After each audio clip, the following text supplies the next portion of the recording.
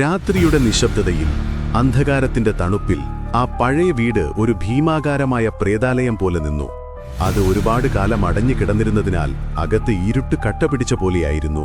ഒരു ചെറുപ്പക്കാരൻ, അമീർ, ധൈര്യപൂർവ്വം ആ വീടിന്റെ വാതിൽ തുറന്നു. വീടിന്റെ ഉള്ളിൽ കാലപ്പഴക്കം കാരണം ചുമരുകൾക്ക് വിള്ളലുകൾ വീണിരുന്നു. ചിലന്തിവലകൾ തൂങ്ങിക്കിടന്നു. തറയിൽ പൊടി നിറഞ്ഞിരുന്നു. ഭയം കൊണ്ട് പലരും ആ വീട് ഉപേക്ഷിച്ചിരുന്നപ്പോൾ അമീറിനവിടെ പ്രതീക്ഷയുടെ ഒരു വെളിച്ചം കാണാൻ സാധിച്ചു. അയാൾ ആ വീട്ടിലെ ഓരോ മൂലയിലും സൂക്ഷ്മമായി നോക്കി. ചുമരുകളിലെ പൂപ്പലും മേൽക്കൂരയിലെ ചോർച്ചയും അയാളെ തളർത്തിയില്ല. പകരം അവിടെയെല്ലാം പുതുമയുടെയും ഭംഗിയുടെയും ഒരു ലോകം അയാൾ സ്വപ്നം കണ്ടു. അമീർ തന്റെ മനസ്സിലെ ആശയം ഒരു ടീമിനോട് പങ്കുവച്ചു. ദിവസങ്ങൾക്കുള്ളിൽ ആ വീട് ഒരു രൂപാന്തരീകരണത്തിന് സാക്ഷ്യം വഹിച്ചു. പഴയ ചുമരുകൾക്ക് പുതിയ നിറങ്ങൾ നൽകി, തറയിൽ മിനുസമുള്ള ടൈലുകൾ പതിച്ചു, ജനലുകൾക്ക് പുതിയ കട്ടനുകൾ തൂക്കി. ഇരുട്ട് നിറഞ്ഞ മുറികളിൽ വെളിച്ചം നിറഞ്ഞു.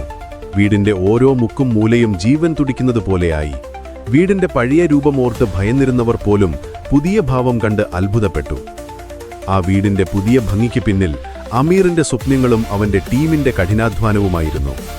ഒരു പഴയ വീടിന് പുതിയൊരു ജീവിതം നൽകിയതിനു ശേഷം അമീർ പുഞ്ചിരിയോടെ പറഞ്ഞു, ഏറ്റവും മനോഹരമായ വീടുകൾ ഉണ്ടാക്കുന്നത് ഇഷ്ടികയോ സിമന്റോ കൊണ്ടല്ല, സ്വപ്നങ്ങളും ആത്മാർത്ഥതയും കൊണ്ടാണ്. നിങ്ങളുടെ സ്വപ്നങ്ങളെ യാഥാർത്ഥ്യമാക്കാൻ ഞങ്ങൾ ഒരുമിച്ച് നിൽക്കും. നിങ്ങളുടെ സ്വപ്നഭവനം യാഥാർത്ഥ്യമാക്കാൻ വിളിക്കൂ. Rayanco interiors and building contractors, Perinthalmanna, Keralam.